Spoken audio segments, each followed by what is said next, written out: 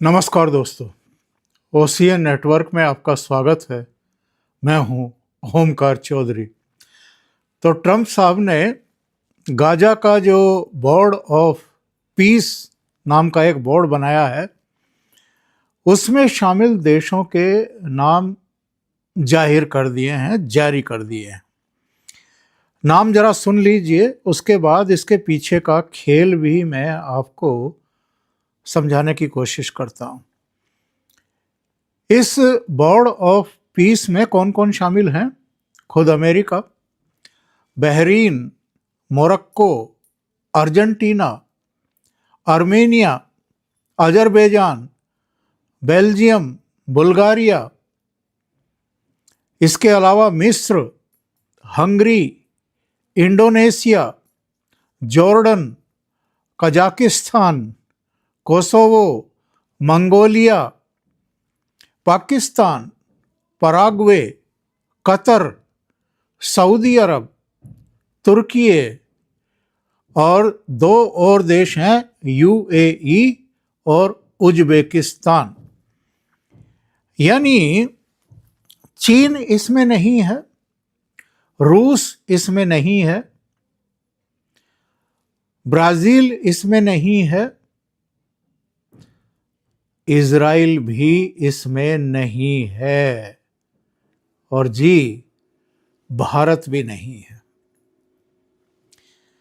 भारत को, प्रधानमंत्री नरेंद्र मोदी को Donald Trump Gaza peace border में शामिल करना चाहते थे। उनको संदेश भिजवाया गया था। नई दिल्ली में जो इनके राजदूत हैं सर्जियो गोर, उनका भी बयान आया था कि गाजा पीस बोर्ड में भारत को आमंत्रित किया गया है। शुरू में भारत ने कहा कि हम जरा इस पर गौर कर रहे हैं, और उसके बाद मुझे लगता है कि जो चैनल है उसके जरिए बता दिया गया अमेरिका को कि हम इसमें इंटरेस्टेड नहीं हैं, हम इसमें शामिल नहीं होंगे।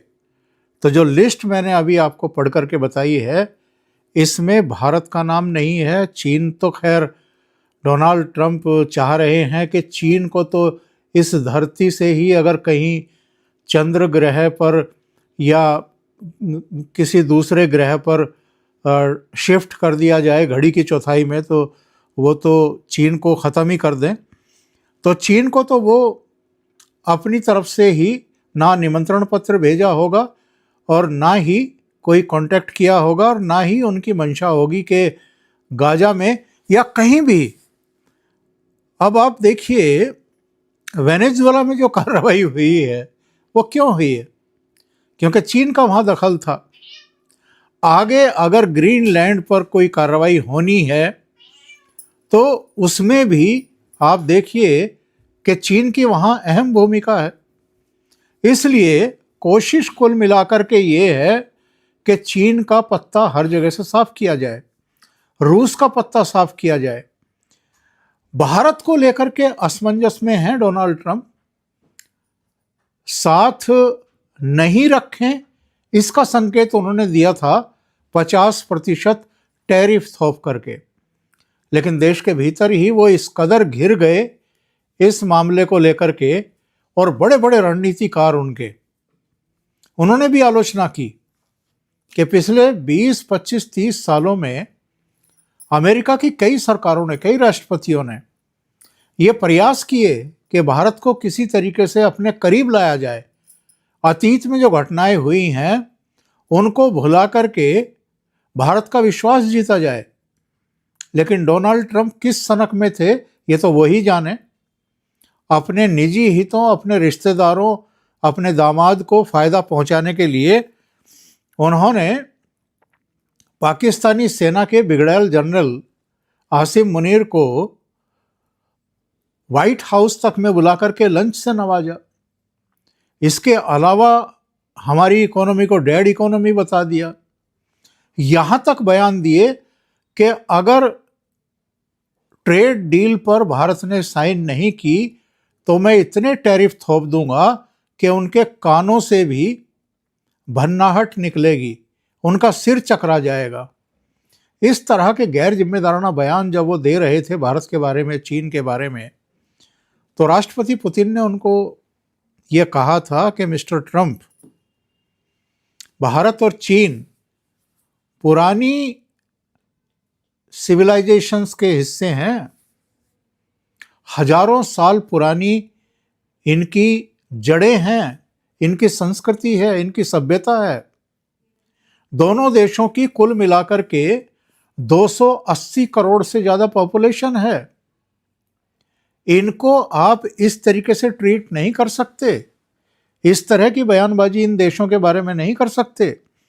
और उसी का नतीजा रहा कि आज प्रधानमंत्री नरेंद्र मोदी, जो इनके पहले कार्यकाल में बड़ी बिना सोचे समझे और बिना दिमाग पर जोर दिए इनको अपना दोस्त बताते थे, अब प्रधानमंत्री नरेंद्र मोदी ने उनको डियर भी लिखना बंद कर दिया ट्वीट पर, और फ्रेंड लिखना भी बंद कर चुके हैं। क्योंकि अगर आप भारत की प्रगति के मार्ग में एक बड़ा रोड़ा क्रिएट करने की कोशिश करेंगे, खड़े होंगे, और जो हमारी ऊर्जा ज़रूरतें हैं, जिनकी आपूर्ति के लिए हम केवल रूस से ईंधन नहीं खरीद रहे हैं, हम दुनिया के कई देशों से जहाँ जहाँ हमें सस्ता मिल रहा है, क्योंकि इतनी बड़ी आबादी है, उसके लिए हमें पेट्रोल चाहिए, डीजल चाहिए, सीएनजी चाहिए, दूसरे तमाम जो उपयोग में आने वाली चीज़ें हैं। एक बहुत तेज गति से विकसित देश बनने की तरफ अग्रसर विकासशील देश को ऊर्जा ज़रूरतों की तो पूर्ति करनी है, तो वो कहीं से भी करेगा। लेकिन इन्होंने जिस तरह की रोड़ेबाजी लगाई और जिस तरीके से 50% टैरिफ थोपे, उसके बाद फिर भारत ठिठक गया। इन्होंने बार बार डेडलाइन देनी शुरू की कि ट्रेड डील पर तब तक हस्ताक्षर कर दीजिए। भारत ने कहा कि जब तक हमारे अपने हित सुरक्षित नहीं होंगे, जब तक हमारी शर्तों पर यह ट्रेड डील नहीं होगी, तब तक हम इस पर साइन नहीं करेंगे, हमें कोई जल्दबाजी नहीं है। और नतीजा उसका ये निकला कि भारत का जो एक्सपोर्ट है वो 14% बढ़ गया, और जो जो सामान हम अमेरिका को भेजते थे उसके लिए भी हमने रास्ते तलाश कर लिए। नए डेस्टिनेशन हमारे तय हो गए, नए देश हमारे तैयार हो गए उन सामानों को लेने के लिए। तो अब डोनाल्ड ट्रंप को लगता है कि भारत की सेहत पर तो ये 50% टैरिफ थोपने का रत्ती भर भी असर नहीं हुआ है। तो अब धीरे धीरे जो उनके रणनीतिकार हैं, जिन्होंने बकवासबाजी बंद की है, वो आपके इनके वाणिज्य मंत्री, इनके आर्थिक सुरक्षा सलाहकार, इनके वित्त मंत्री, इन सब ने अब बयानबाजी बंद की है। तो उन्होंने सलाह दी होगी कि भारत को दूर मत छिटकने दीजिए। एक बात गौर करके आप देखिए, जितने देशों की मैंने लिस्ट अभी आपके सामने रखी है जो डोनाल्ड ट्रंप ने जारी की है, इनमें ब्राज़ील नहीं है, इनमें रूस नहीं है, इनमें चीन नहीं है, इनमें भारत नहीं है। ये 4 वो देश हैं जिनकी अर्थव्यवस्थाएं अगर सारी मिला लें, और जो ये दुनिया को आगे बढ़ाने में जो कंट्रीब्यूशन दे रहे हैं, चारों देश, जितने देशों की लिस्ट मैंने पढ़ी है, इनमें से कई तो ऐसे हैं जिनकी जीडीपी जो है वो 1%, 1.5%, 2%, 2.5% पर काम कर रही है। अकेले भारत की अगर मैं बात करूं तो 7.5% पर इस समय हमारी जीडीपी काम कर रही है।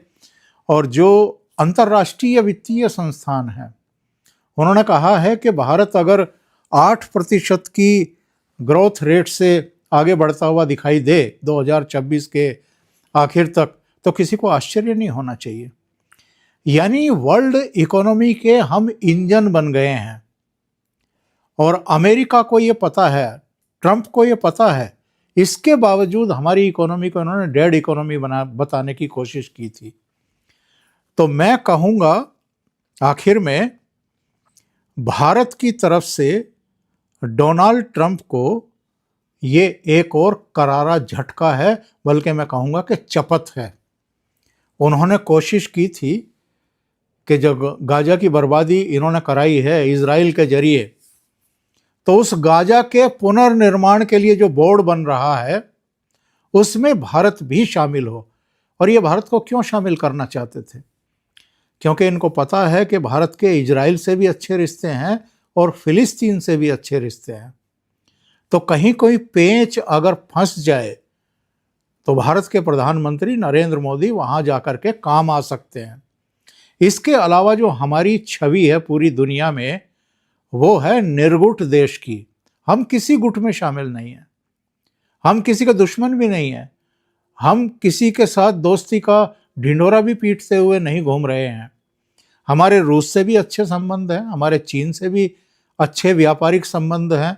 ब्राज़ील के राष्ट्रपति लूला साहब हमारे प्रधानमंत्री का कितना सम्मान करते हैं, ये हम अंतर्राष्ट्रीय मंचों पर देखते हैं। उनके चेहरे पर एक अलग ही सम्मान का भाव और एक अलग चमक उनकी आंखों में देखने को मिलती है। इसी तरीके से अगर इजराइल के प्रधानमंत्री नेतान्याहू हमारे मित्र हैं, तो अब्बास साहब जो फिलिस्तीन में राष्ट्रपति हैं, उनके साथ भी अच्छे रिश्ते हैं। इसी तरीके से रूस से हमारे अच्छे रिश्ते हैं। प्रधानमंत्री नरेंद्र मोदी अगर मॉस्को की यात्रा करते हैं तो वो यूक्रेन के राजधानी कीव की यात्रा भी करते हैं। वो अगर रूस के राष्ट्रपति से गले मिलते हैं तो वो यूक्रेन के राष्ट्रपति से भी गले मिल करके और उनके कंधे पर हाथ रख करके उनको ढाढ़स भी देते हैं, उनको हिम्मत भी बंधाते हैं और कहते हैं कि हम आपके साथ हैं। और जब ये संकट चल रहा था, दोनों देशों के बीच में युद्ध चल रहा है, ऐसे समय यूक्रेन को रिफाइंड तेल सप्लाई करने वाले देशों में भारत का नाम भी शामिल है। तो भारत ने एक बार फिर ट्रंप साहब को एक मैसेज भेज दिया है कि हम आपकी घुड़कियों से, आपकी धमकियों से, आपकी ब्लैकमेलिंग से विचलित होने वाले देश नहीं हैं। हम वो करेंगे जो व्यापक हमारे राष्ट्र हित में होगा। अभी के लिए इतना ही। बहुत बहुत धन्यवाद। अगर आपको ये चैनल और इसके कंटेंट पसंद आ रहे हैं तो लाइक करें, कमेंट करें, वीडियो को शेयर भी करें। अभी तक अगर आपने ये चैनल सब्सक्राइब नहीं किया है तो सब्सक्राइब कर लें और साथ में लगे बेल आइकॉन को ज़रूर दबा दें ताकि आगे आने वाले वीडियो और उनके नोटिफिकेशन आपको ज़रूर मिलते रहें। बेल आइकॉन में भी ऑल वाला बटन दबाएं तो उसमें 99% ये गुंजाइश रहती है कि आपको नोटिफिकेशन ज़रूर मिल जाएंगे। बहुत बहुत धन्यवाद। नमस्कार।